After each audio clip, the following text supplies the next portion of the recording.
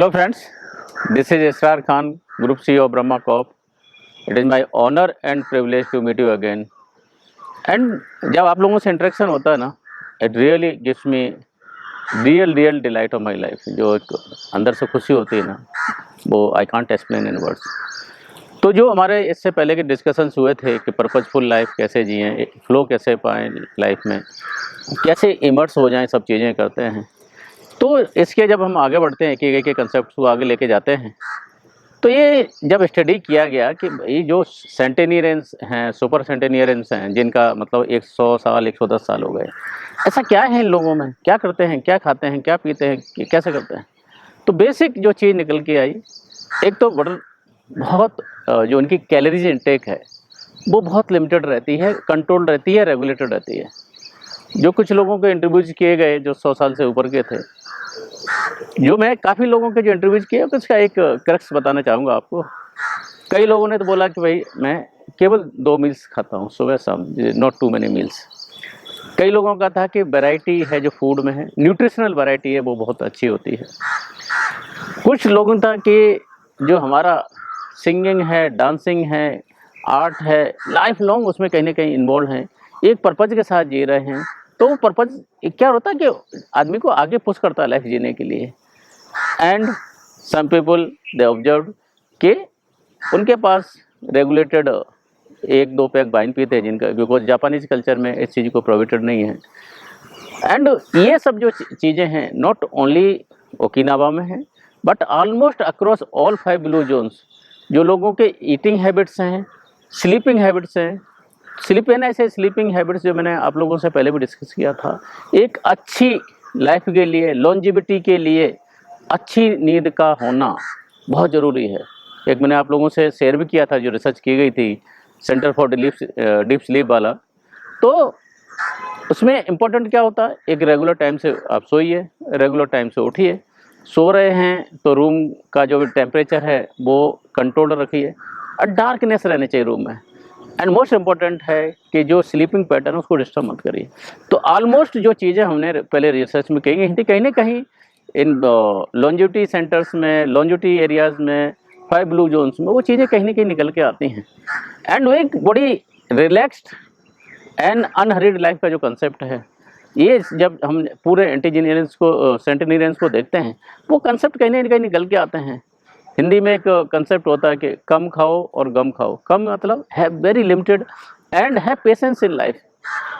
क्योंकि हमारी वजह से ज़िंदगी, ऐसा नहीं कि हमने बहुत कुछ हरीड लाइफ जी ली तो we can push the life, नहीं, हमारी अपनी लिमिटेशंस होती हैं।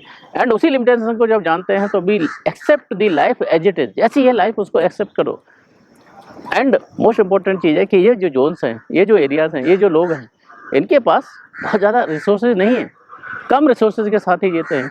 एंड उसी रिसोर्सेज के साथ में एक कंट्रोल्ड लाइफ, एक रेगुलेटेड लाइफ जीते हैं। एंड वही आप देखेंगे कि 100 साल, 125 साल, बट लास्ट मोमेंट तक एक पर्पज रहता है, उद्देश्य रहता है। बिकॉज बिना पर्पज और उद्देश्य के आदमी जी नहीं सकता, होप रहती है, उसके साथ ये लोग जीते हैं। Recently I was just pondering over कि आपने 2 इन्वेस्टर्स हमने अपनी लाइफ टाइम में देखे हैं, एक our own mister Rakesh Jhunjhunwala, एक mister Warren Buffett. Warren Buffett का जो पूरा ऑलमोस्ट जो 90% वेल्थ है वो उनके ऑलमोस्ट 60th एनिवर्सरी के बाद आया, 60th लाइफ बर्थडे के बाद आया। ऑन द अदर हैंड, अगर राकेश झुंझुनवाला शायद हमारे बीच में रहे होते तो वो हो सकता है कि वॉरेन बफेट को भी लेके जाते।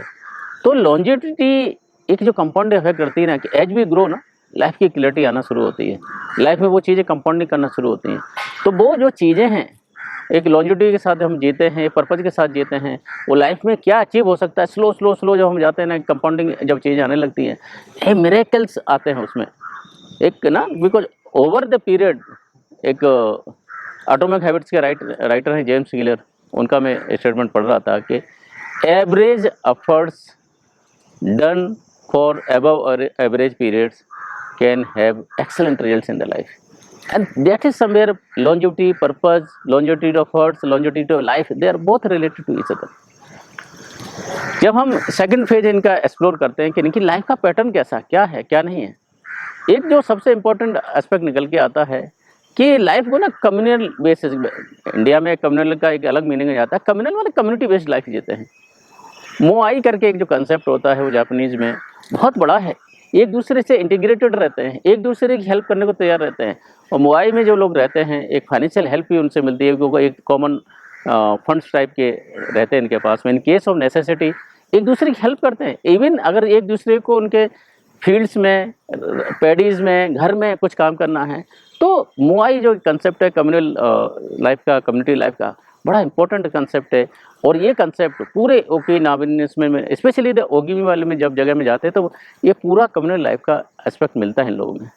तो एक ये एस्पेक्ट है। सभी चीज़ें आप देखेंगे कि छोटी से छोटी चीज़ें होती हैं, एक साथ सेलिब्रेट करते हैं together, that most important, they celebrate each small event together. अकेले अकेले तो कुछ हो जाता है, बट शेयरिंग केयरिंग का कंसेप्ट नहीं होता। जब हम अकेले चीज़ें करते हैं तो there is no sharing and caring in that. तो एक जो इम्पोर्टेंट एस्पेक्ट है ओगिमी लाइफ का, ओकिनावन लाइफ का, कि ईच डे और ईच इवेंट, ईच ओकेजन एक दूसरे के साथ सेलिब्रेट करते हैं।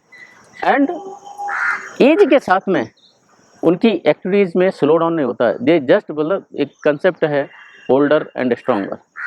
वो कहीं भी किसी भी एज में एक डिपेंडेंसी फैक्टर किसी के ऊपर नहीं बनना चाहते हैं, और अपनी लाइफ खुद, जब इसमें देखा जाता है कि 88-90 ईयर्स में खुद ही ड्राइविंग कर रहे हैं, खुद ही अपना काम कर रहे हैं, खुद ही अपने 110 साल तक लोग अपना सेल्फ केयर कर सकते हैं।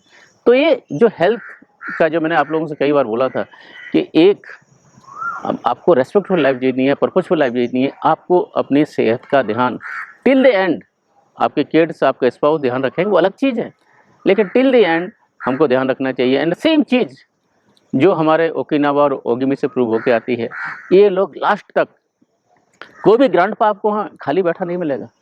कुछ आएंगे, सिंगिंग करेंगे, डांस करेंगे, कोरियोग्राफी करेंगे, दोस्तों के साथ जाएंगे, दोस्तों के साथ ग्रीन टी पियेंगे। एंड बड़ी मज़े की बात है कि यहाँ पर बार्स कम होते हैं, रेस्टोरेंट अच्छे होते हैं। रेस्टोरेंट में क्या है, स्लो ईटिंग का कंसेप्ट रहता है इन लोगों के पास में, कि जो चीज़ें हैं बेसिकली क्या, वो एक अगन कम्युनल लाइफ को प्रमोट करने की जो कंसेप्ट होता है उसके आसपास इनका लाइफ जीता है। जो कंसेप्ट इनकी लाइफ से निकल के आते हैं, पहली चीज़ है भाई किसी चीज़ की चिंता मत करो, don't worry, that is most important thing. Because एक बोलते ना, एंजाइटी क्या है कि अनप्रोसेस्ड जो फीलिंग्स रहती हैं हमारे अंदर, ऐसा होगा तो कैसा होगा, ऐसा होगा तो कैसा होगा। तो जो मोस्टली इनके कल्चर में, मोस्टली इनके लाइफ स्टाइल में जो कंसेप्ट निकल के आते हैं कि ज़्यादा चीज़ों के लिए चिंता हम नहीं करते, एफर्ट्स डालते हैं, एक्टिव रहते हैं, जो कुछ करना है इन दैट मोमेंट रहते हैं, उस मोमेंट में प्रेजेंट रहते हैं। But as a human being we all need to understand कि हमारी अपनी सबकी लिमिटेशंस होती हैं। चिंता करके क्या करने वाले हो आप, एक पहला इंपॉर्टेंट चीज़ जो इनके पूरे लाइफ स्टाइल से निकल के आती है। दूसरा जो एक ऑब्जर्वेशंस आता है पूरी लाइफ स्टाइल से निकल के आता है इनके से, हमेशा एक अच्छी गुड हैबिट्स कल्टिवेट करते हैं। गुड हैबिट्स में क्या कल्टिवेशन है, आप टाइम से सोइए, टाइम से उठिए, आप एक्सरसाइज करिए, ईट well, sleep well, connect with the people well, एक अच्छे फ्रेंडशिप जो है लोगों से कनेक्ट करिए। And the another aspect which comes is have good and deep relations. ये हमने एक हार्वर्ड स्टडी का आपके साथ शेयर किया था कि जो भी आपकी लाइफ की क्वालिटी है, लॉन्जेविटी है, डीप एंड स्ट्रॉन्ग रिलेशंस का जो कंसेप्ट है, ये पूरा अगेन प्रूव होता है कि why deep and strong relations are important in life.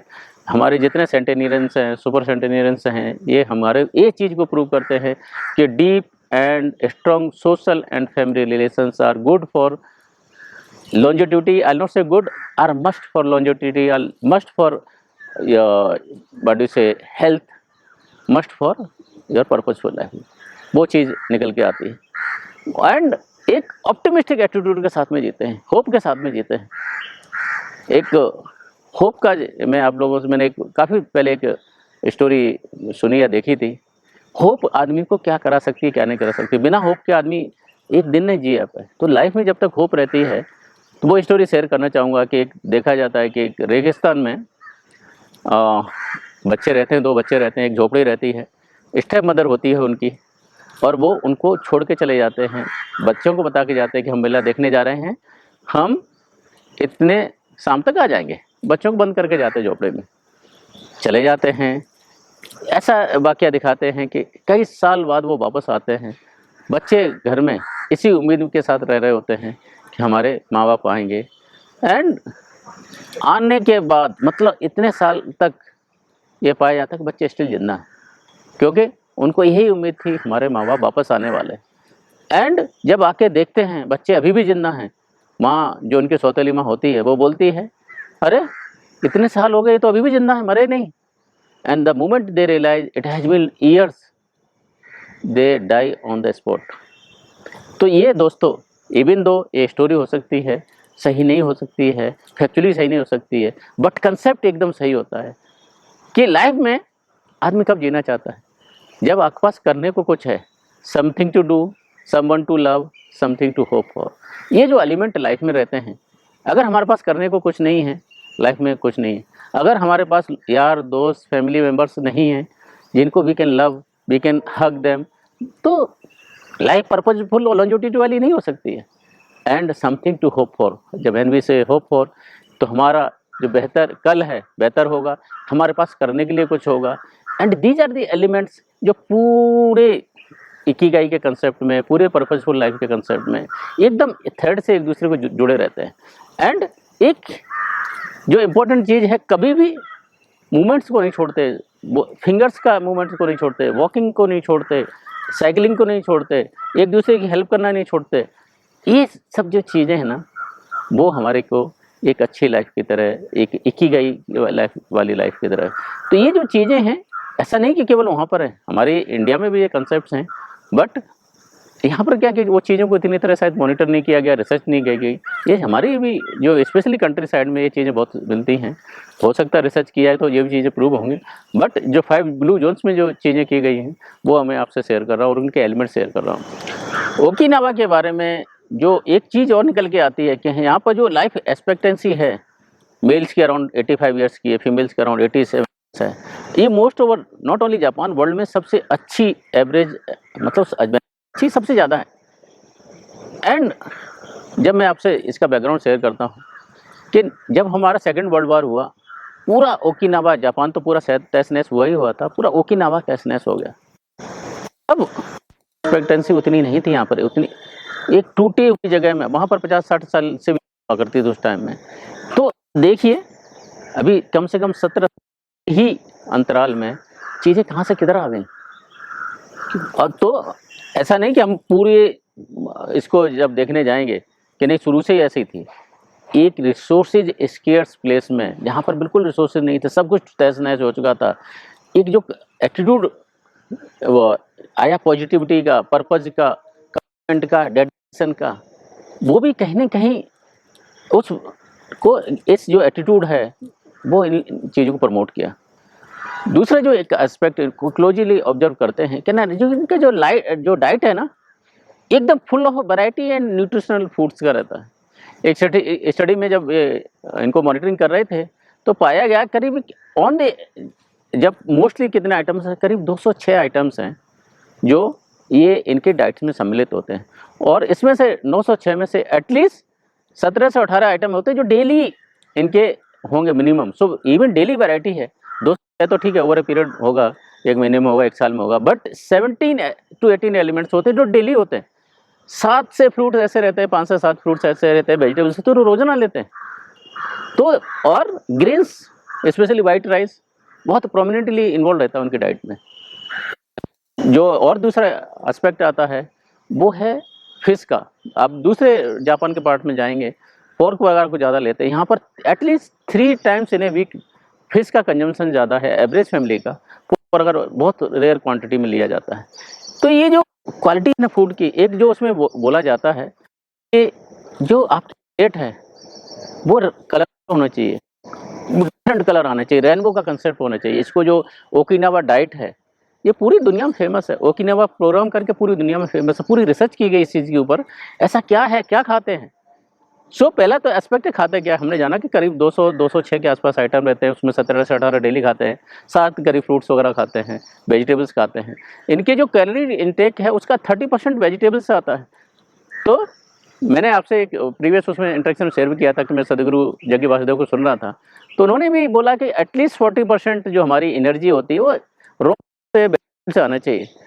तो वो वेजिटेबल्स रॉ होंगे कैसे होंगे वो आपका डिसीजन हो सकता है, बट वेजिटेबल्स का कंटेंट जो रहता है हमारी डाइट में बहुत रिच, बहुत ज़्यादा होना चाहिए, क्योंकि that it is not only calories, it is nutritional values of those calories which is more important. हम ऐसी जो कैलोरी लेते रहते हैं जो जिसमें न्यूट्रिशनल वैल्यूज रहती है वो बहुत डेंजरस होती है। वो किस में होती है? शुगर में होती है। तो जो दूसरा एस्पेक्ट वहाँ पर किया गया शुगर कार्बोहाइड्रेट, तो जो यहाँ पर इवन सॉल्ट का इंटेक है पूरे जापान में कम से कम 12 ग्राम है, यहाँ पर 7 ग्राम के आसपास आता है। शुगर कम नहा के बराबर है, बहुत कम शुगर को यूज करते हैं। पूरे नेशनल एवरेज का 1/3 शुगर यूज करते हैं। अगर कुछ मीठा खाना भी होता है तो शुगर केन जूस को यूज करते हैं, उसके जो इफेक्ट होते हैं वो उसकी वजह से शुगर केन जो मतलब अनप्रोसेस्ड जो शुगर केन है जूस के रूप में वो लिया जाता है। ये हो गया कंसेप्ट कि इनके कंटेंट क्या होते हैं। अभी आता कंसेप्ट खाते कैसे भाई। आपने तो खा लिया, लेकिन खाने का तरीका भी उतना इम्पोर्टेंट होता है कि अगर हमने कंटेंट सही रखा लेकिन खाने का तरीका हमारा गलत है। हमारा आज के तरीके में खाना कैसा होता है? अनइंटेंशनल ईटिंग होती है हमारी। अनइंटेंशनल ईटिंग मतलब अनमाइंडफुल ईटिंग। हमको पता ही नहीं हम क्या खा रहे हैं। सामने टीवी रहेगा, कुछ रहेगा, वहाँ देखते रहेंगे और गैलपिंग होता है। ईटिंग नहीं होता, गैलपिंग होता है। वो इवन ऐसा फूड कंटेंट में रिच भी होगा, हमको नहीं लगने वाला है, बिकॉज हमारी प्रायोरिटी खाना नहीं था, हमारा प्रायोरिटी तो कुछ और थी। एंड जैसी अनइंटेंशनल जब खाना खाते हैं कंटेंट के अलावा बहुत ज़्यादा खा लेते हैं, तो इसलिए बहुत रेगुलेटेड ईटिंग रहती है। रेगुलेटेड ईटिंग में जो मैंने आपसे जिक्र किया था, स्मॉल पोर्शंस को किए जाते हैं। और 5 प्लेट का जो कंसेप्ट बोला था, 5 प्लेट्स का कंसेप्ट होता है। दूसरा एक जो इम्पोर्टेंट कंसेप्ट मैंने आप लोगों से डिस्कस किया था ईटिंग में, जो कंसेप्ट है जापानीज़ का हारा हाचीबू। हारा हाचीबू eat only 80% of your belly, 80% of your hunger, 80% of your requirement. और ये कंसेप्ट अभी से नहीं है, 9th सेंचुरी बुद्धिज्म से यहाँ से निकल के आया हुआ है कि हमको ओनली 2/3 अपना जो वैली है वो फिल करना चाहिए। तो ये कंसेप्ट है कि रेगुलेटेड ईटिंग, लेस ईटिंग। हम अगर ज़्यादा जीना चाहते हैं, अच्छा जीना चाहते हैं, अच्छी जीना चाहते हैं, कम खाएं मतलब एटलीस्ट 80% खाएं या अपनी जो 2/3 खाएं। एंड ये कैसे किया जा सकता है कि एक तो माइंड करें, इंटेंशनल ईटिंग करें, उतना ही खाना है, प्लेट में उतना ही लें, उससे ज़्यादा ना लें। और जब खा रहे हैं तब और किसी एक्टिविटीज़ में बिल्कुल इन्वॉल्व नहीं है, पूरा फोकस खाने पर, रिलीज पे होना चाहिए। जब खा रहे हैं तो एटलीस्ट बोलते हैं 1/3 to 150% डाइजेशन हमारे माउथ में हो जाता है, जो सलाइवा निकल के आता है उसमें ही हो जाता है। तो इंटेंशनल ईटिंग है, माइंडफुल ईटिंग है, वो इंपॉर्टेंट कंसेप्ट होता है। और अपना पोर्शन कम लीजिए, स्पेशली आप इंडिया में भी सर्टेन पार्ट्स में देखेंगे तो जो वेल एजुकेटेड कम्युनिटीज़ हैं बहुत छोटे छोटे पोर्शंस में खाती हैं। नहीं तो अदरवाइज इतना जब खाते रहते हैं तो होता क्या है कि पूरी एनर्जी डाइजेशन में चली जाती है। जब ज़्यादा खाएंगे फ्री रेडिकल्स बॉडी में पैदा होते हैं। फ्री रेडिकल्स क्या होते हैं? वो हमारी एजिंग को की तरफ लेके जाते हैं। तो लेस ईटिंग, लेस कैलोरीज। तो यहाँ जो एक एवरेज चेक किया गया कि 1785 अराउंड कैलोरीज यूज की जाती है, जबकि वो जापान में अराउंड मोर देन 2000 के आसपास है। वर्ल्ड में तो 2200 3300 तक चली जाती हैं। आप देखिए जब इतनी कैलोरीज खाता है इंसान, जब लेता है, वो भी अगर न्यूट्रिशनल वैल्यू उनकी नहीं तो पूरी बॉडी के लिए पनिशमेंट हो गया। Your body processing those thing which are not needed for you. आपने देखा होगा कि मैं अभी माइक टायसन को देख रहा था, सच हैवी कंजम्पशन था उसके डाइट का, अभी से व्हील चेयर पे आ गया। जबकि नॉर्मल लोग हैं, जापानीज लोग हैं, छोटा छोटा खाते हैं, थोड़ा थोड़ा खाते हैं, 80 साल, 90 साल, 100 साल, 110 साल अपने आप से चलते फिरते हैं। वो है मतलब कंटेंट, न्यूट्रिशन और कैसे खाएं उसका तरीका आता है। एक जो डाइट का एक इम्पोर्टेंट कंसेप्ट निकल के आता है वो ग्रीन टी का आता है। और ग्रीन टी में स्पेशली इसको सिनपेंची चाह करके बोला जाता है, जो जैस्मिन टी को बोला जाता है। The most means beneficial, mostly जापानी 2 से 3 बार लेते हैं दिन में। इसकी जो एंटीऑक्सीडेंट्स वैल्यूज हैं, जो फ्री रेडिकल्स को बॉडी में कंट्रोल करती हैं, बहुत एनरिच हैं। तो वो एक बड़ा रहता है मीन्स फ्रीक्वेंसी। एक दूसरे से मिलने जाएंगे तो ग्रीन टी पियेंगे, स्पेशली जैस्मिन टी पियेंगे। ये सब चीज़ें, कॉफ़ी वगैरह का भी इंटेक उतना नहीं है जितना कि दूसरे पार्ट में है।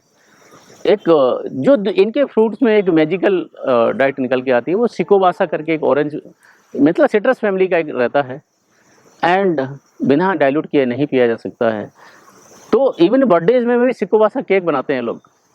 तो जहाँ पर सिकोबासा है, सिकोबासा लीजिए, नहीं वो लीजिए तो रिप्लेस करिए citrus food, citrus are important for controlling free radicals in our body, promoting antioxidant in body. ये किस किस चीज़ में मिल सकते हैं? सिगोवासा तो इनका जापानीज कंसेप्ट है, हमारे पास ऑरेंज में मिल सकता है, मौसमी में मिल सकता है। दूसरे जो फिश में मिलेगा, ब्रोकली में मिलेगा, जो नट्स रहते हैं उसमें मिलेगा, ब्लूबेरीज में बहुत ज़्यादा मिलता है, तो कैबेज में मिलता है। ऐसी चीज़ हैं वो हमारी डाइट में आना चाहिए। एंड मोस्ट इम्पॉर्टेंट है, ये सब होने के साथ साथ जो कंसेप्ट है कि एक कंट्रोल लाइफ जीना है, अनहरी जीना है। आपने नेचर को देखा है कि बहुत ज़्यादा जल्दी चलो आज 6 बजे सूरज बंद हो जाता है, आज चलो 5 बजे उग जाता है। जैसा है पैटर्न लाइफ का वैसे जीजिए। एंड जो फ्लो होता है ना लाइफ का, एकदम जब रिदम में चलता है, वो रिदम होती है, वो लॉन्जेविटी की रिदम होती है, वो पेशेंस की रिदम होती है, वो कंट्रोल की रिदम होती है, वो रेगुलेटेड एफर्ट्स की रिदम होती है। हम क्या करते हैं, सब चीज़ें इतनी जल्दी चाहते हैं लाइफ में, इतनी अपने पेस से चाहते हैं, बट कुदरत पेस से काम नहीं करती ना, कुदरत तो अपने पेस से काम करती है। तो एक अगर मैं सब चीज़ों को समराइज करना चाहूँ, अच्छी तरह खाइए, कम महीने से कि एक लिमिटेड कैलोरीज खाइए। कैलोरीज देखिए कि एटलीस्ट 30 से 40% हमारे वेजिटेबल्स से आने चाहिए। ऐसे वेजिटेबल्स लाइक जो हमने बात की, ब्रोकली है, कैबेज है, फ्रूट्स में सिट्रस फ्रूट्स हैं, बेरीज़ हैं, फिश है, स्पेशली जिनमें डीप ऑयल फिश वगैरह आती हैं, टूना फिश है, दूसरी और जो फिश है, वाइट राइस का काफ़ी कंजम्पशंस है। एक कम्युनल सपोर्ट सिस्टम है, कम्युनिटी में एक दूसरे के डिपेंडेंस है, अच्छी फ्रेंडशिप है, डीप रिलेशंस हैं। ये जो लाइफ है वो हमारे को healthy, long and peaceful life की तरफ लेके जाएगी। And my sincere request to each one of you, please explore, please revisit कि हम कर क्या रहे हैं, खा कैसे रहे, कैसी लाइफ जी रहे हैं। Specially the pace of life में अनहरीड लाइफ। मैं एक ऐसे ही सरप्राइजिंगली चेक कर रहा था कि जो फास्टेस्ट एनिमल्स रहते हैं ना, 12 से 14 साल ऐसी लाइफ है, और टर्टल 100 साल तक जी जाता है। आई डोंट से कि who is bad who is good, but life का जो पेस होता है लॉन्जेविटी के ऊपर बहुत इसका इम्पैक्ट होता है। तो let us again revisit how we are doing, what we are doing, what we are eating, how we are sleeping, what we are doing, हमारे सोशल कनेक्ट क्या हैं, और ईटिंग हैबिट्स बहुत बहुत ज़रूरी हैं अगर हमको हेल्दी, पर्पजफुल, लॉन्गर लाइफ जीनी है। With this I will take your leave, I will meet you next time again. Till then, stay blissful, stay healthy, stay with eating habits, stay with those type of good habits, sleep in time, get up in time, exercise well, even रोजाना exercise करिए, at least 10,000 steps per day लीजिए। And keep your self, specially 40s and above हैं तो अपने आप को medically check कराते रहिए, क्योंकि आपका रेगुलर चेकअप होना लाइफ के लिए ज़रूरी है, नहीं तो चीज़ें जब लेट हो जाती है बहुत डिफिकल्ट होता है उस टाइम में। With this I take your leave, stay blissful, stay healthy, stay purposeful in life. God bless you. Thank you.